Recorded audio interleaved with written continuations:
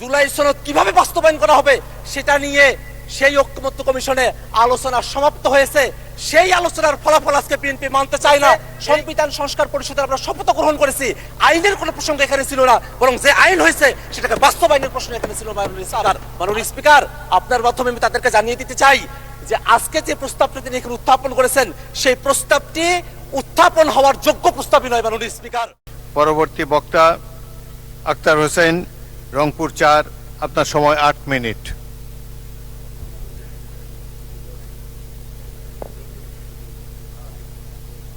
মাননীয় স্পিকার, আপনাকে ধন্যবাদ।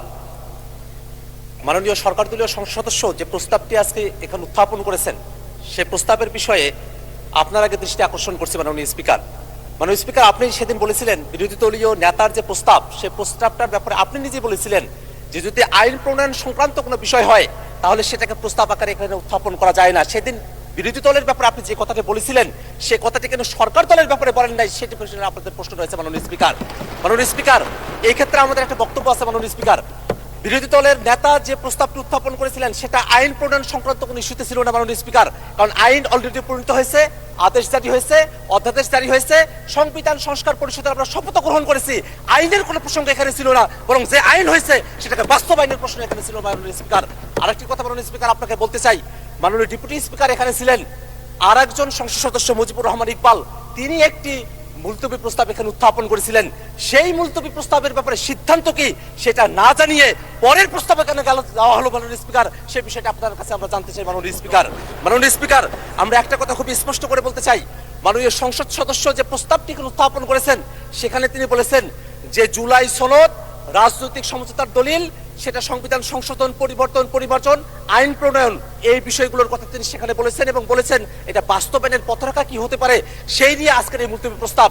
মাননীয় স্পিকার, আপনার মাধ্যমে আমি তাদেরকে জানিয়ে দিতে চাই যে আজকে যে প্রস্তাবটি তিনি এখানে উত্থাপন করেছেন সেই প্রস্তাবটি উত্থাপন হওয়ার যোগ্য প্রস্তাবই নয়। মাননীয় স্পিকার,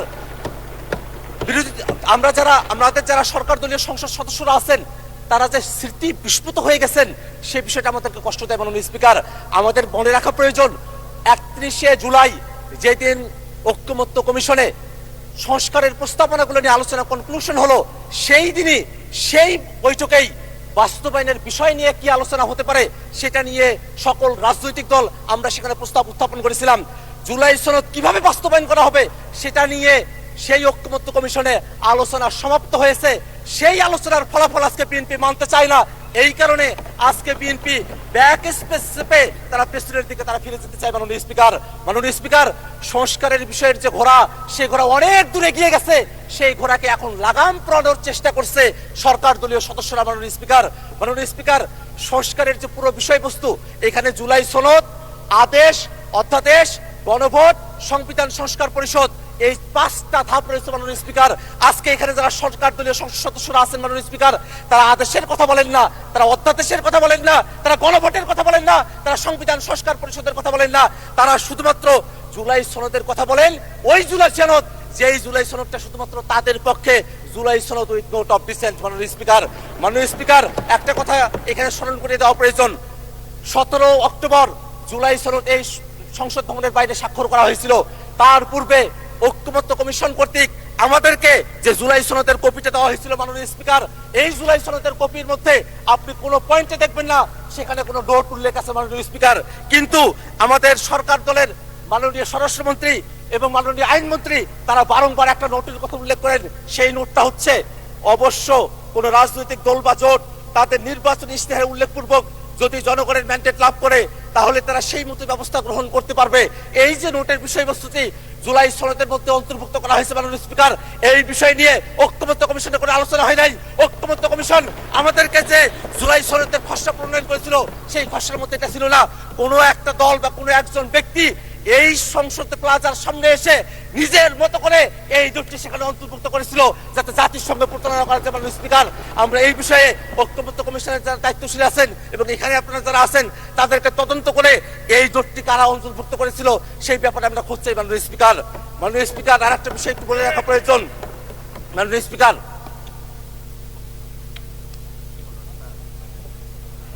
স্পিকার, জুলাই সনদ বাস্তবায়ন আদেশ কোথায় থেকে তার ভিত্তি আসলো, কোথায় থেকে তার আইনগত বৈধতা পাওয়া গেল সেই প্রশ্নটা এখানে অনেকে করছেন মাননীয় স্পিকার। কিন্তু জুলাই সনদ আদেশটা তারা যদি পড়তেন, সেই জুলাই সনদ আদেশের একেবারে প্রিয়াম্বলের মধ্যে বলা আছে জনগণের সার্বভৌম ক্ষমতা এবং অভিপ্রায়ের বহিঃপ্রকাশ হিসাবে এই জুলাই সনদের যে আদেশ, সেই আদেশটা জারি করা হয়েছিল মাননীয় স্পিকার। যারা জনগণকে এই কথা বলছে যে জনগণ গণভোটের এতগুলো বিষয় তারা কি পড়ে, জুলাই সনদ এতগুলো বিষয় পড়ে তারা কি ভোট দিয়েছেন, জনগণকে যারা এখানে সংসদে দাঁড়িয়ে মূর্খ সাব্যস্ত করতে চাচ্ছেন তাদের উদ্দেশ্যে আমরা বলি, আপনাদের এই পজিশন গণভোটের পক্ষে হ্যাঁ বলার পরে আজকে গণভোটের বিপক্ষে অবস্থান নেওয়া বিএনপির দলগত মূর্খতা বা সততাকে প্রকাশ করতে মাননীয় স্পিকার। আমরা এই কথাটা আপনার মাধ্যমে তাদের কাছে জানিয়ে দিতে চাই। একটা বিষয় মনে রাখা প্রয়োজন মাননীয় স্পিকার, এখানে সরকার দলের পক্ষে পার্থ ভাই তিনি দাঁড়িয়েছিলেন, তিনি বলেছেন সংবিধান একটা কোয়াজি কনস্টিটিউশনাল পরিস্থিতির মধ্য দিয়ে আছে। সরকারি দলের একজন এমপি যখন কোয়াজি কনস্টিটিউশনাল কথা বলেন, অর্থাৎ খণ্ডিত সংবিধানের কথা বলেন, তখন কিন্তু আমাদের যুক্তি বেশি সাব্যস্ত হয় মাননীয় স্পিকার। কারণ তারা বারংবার সংবিধানের পরিপূর্ণ বাস্তবায়নের কথা বলছেন, কিন্তু আমরা বলছি এটাই বাস্তবতা যে বাংলাদেশ 5 আগস্টের পরে একটা এক্সেপশনাল অবস্থার মধ্য দিয়ে আমাদেরকে যেতে হয়েছে মাননীয় স্পিকার। আমরা কনস্টিটিউশন পুরাটা মানতেও পারি নাই, পুরাটা ছাড়তেও পারি নাই, এমন একটা পরিস্থিতিতে আমাদেরকে আসতে হয়েছে মাননীয় স্পিকার। মাননীয় স্পিকার, সেই সময়টাতে খালেদা জিয়া, বেগম খালেদা জিয়াকে মুক্তি দেওয়া হলো, সেটা কোনো সংবিধানের ভিত্তিতে হয় নাই, কোনো আইনের ভিত্তিতে হয় নাই, সেটা জনগণের অভিপ্রায়ের ভিত্তিতে হয়েছিল। অ্যাটর্নি জেনারেল তিনি যেভাবে নিয়োগ পেয়েছিলেন সেটাও জনগণের অভিপ্রায়ের ভিত্তিতে হয়েছিল। এই যে জনগণের অভিপ্রায়ের ভিত্তিতে সেই সময়টাতে এক্সেপশনাল একটা পরিস্থিতিকে আমরা ডিল করেছিলাম, সেই পরিস্থিতিকেই টেকসই করার জন্য এই যে আদেশ, সেই আদেশটাও জনগণের অভিপ্রায় এবং ক্ষমতার ভিত্তিতে এটাকে জারি করা হয়েছে মাননীয় স্পিকার। মাননীয় স্পিকার, একটা বিষয় একটু জানিয়ে রাখা প্রয়োজন, আমরা জুলাই সনদে এমন অনেকগুলো বিষয় নিয়ে কথা বলেছি যেগুলো সংবিধানের মৌলিক যে কাঠামো আছে সেই কাঠামোর সেখানে ব্যত্যয় তৈরি করে। আমরা সেখানে বিচার বিভাগকে আমরা বিভিন্ন শহরে আমরা নিয়ে যাওয়ার কথা বলেছি, বিভাগীয় শহরে, সেই বিষয়ে বাংলাদেশের এর আগের কোর্টে তারা রায় দিয়েছিল যে এটা অসাংবিধানিক। এই ধরনের কিছু পরিস্থিতি এখানে রয়েছে মাননীয় স্পিকার। এমন অনেকগুলো সংশোধনী রয়েছে, এমন অনেকগুলো প্রস্তাব রয়েছে, সংস্কার রয়েছে, যেগুলো শুধু সংশোধনী দিয়ে সেটাকে টেকসই করা সম্ভব নয় মাননীয় স্পিকার। সে কারণে ঐক্যমত্য কমিশনে আমরা জাতীয় নাগরিক পার্টির পক্ষ থেকে দাবি করেছিলাম গণপরিষদের মাধ্যমে নতুন একটা সংবিধান করতে হবে। সরকার দলের পক্ষ থেকে বলা হয়েছিল সংসদের মাধ্যমে সেটা করতে হবে, এবং তারপরে ঐক্যমত্য কমিশনে সকল দল আলাপ আলোচনা করার পরে সকলে মিলে আমরা সিদ্ধান্ত গ্রহণ করেছিলাম যে গণপরিষদ না, সংশোধনা গাঠনিক ক্ষমতা প্রাপ্ত সংবিধান সংস্কার পরিষদ, তার মাধ্যমে এই বিষয়টা সুরাহা করতে হবে মাননীয় স্পিকার। যদি তারা আজকে সেটা ভুলে গিয়ে থাকেন, সেই ভুলে যাওয়ার স্মৃতিগুলো তাদের মনে না পড়তে পারে, বিটিভিতে সেগুলো টেলিকাস্ট করা হয়েছিল, সেখান থেকে তারা যেন দেখে নেয় কিভাবে সংবিধান সংস্কার পরিষদের আইডিয়াটা সেখানে এসেছিল। এখানে জুনায়েদ সাকিব ভাই আছেন, তিনি তার পক্ষে বলেছিলেন, এখানে নূর ভাই আছেন, তিনি তার পক্ষে বলেছিলেন, এখানে যারা আছেন তারাই আজকে সেটাকে ভুলে গিয়েছেন মাননীয় স্পিকার। এটা আমাদেরকে বড়ই হতাশ করে মাননীয় স্পিকার। মাননীয় স্পিকার, আমি 1 মিনিট সময় বাড়িয়ে চাচ্ছি আপনার কাছে মাননীয় স্পিকার। মাননীয় স্পিকার, ওকে, 1 মিনিট বাড়িয়ে দেওয়া হলো, 1 মিনিটের মধ্যে শেষ করবেন, তখন মাইক অফ হয়ে যাবে। সংবিধান তো পুরোটা মানা হচ্ছে না মাননীয় স্পিকার। শেখ মুজিবুর রহমানের ছবি প্রত্যেক মন্ত্রীর অফিসে ঝুলানোর কথা, সেটা যে ঝুলানো হচ্ছে না, সেই জায়গার ভিত্তিতে কোথায় থেকে আসলো মাননীয় স্পিকার? এটা তো জনগণ ভিত্তিতে দিয়েছে, সেই কারণে সেটা মাননীয় স্পিকার।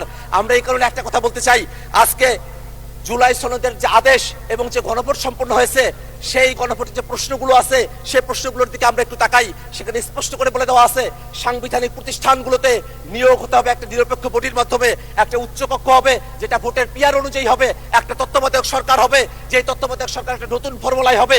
এই বিষয়গুলো বিএনপি পালন করতে চায় না বিধায় তারা আজকে গণভোটের বিপক্ষে অবস্থান নিয়েছে মাননীয় স্পিকার। মাননীয় স্পিকার, আমরা খুবই বিনীতভাবে তাদের কাছে একটা কথা জানতে চাই, এই বিষয়টা কোনোভাবেই কোনো বিতর্কের বিষয়বস্তু নয়, এটা কোনো আলোচনার বিষয়বস্তু নয়। বাস্তবায়ন জুলাই সনদ কেমন করে হবে সেই ধাপগুলো ঐক্যমত্য কমিশনে সে আলোচনাগুলো কমপ্লিট হয়ে গেছে। অতএব আজকে যে প্রস্তাবটা নিয়ে আসা হয়েছে, এই প্রস্তাবটা গ্রহণ না করার জন্য মাননীয় স্পিকারের কাছে বিনীতভাবে আহ্বান জানাচ্ছি মাননীয় স্পিকার। ধন্যবাদ সকলকে। ধন্যবাদ মাননীয় সদস্য। এই সংসদে আপনার অনেক মামা, চাচা, খালু থাকতে পারে, কিন্তু সবাইকে মাননীয় সদস্য বলে, ভাই বলবেন না কাউকে, মাননীয় সদস্য বলে সম্বোধন করবেন ভবিষ্যতে।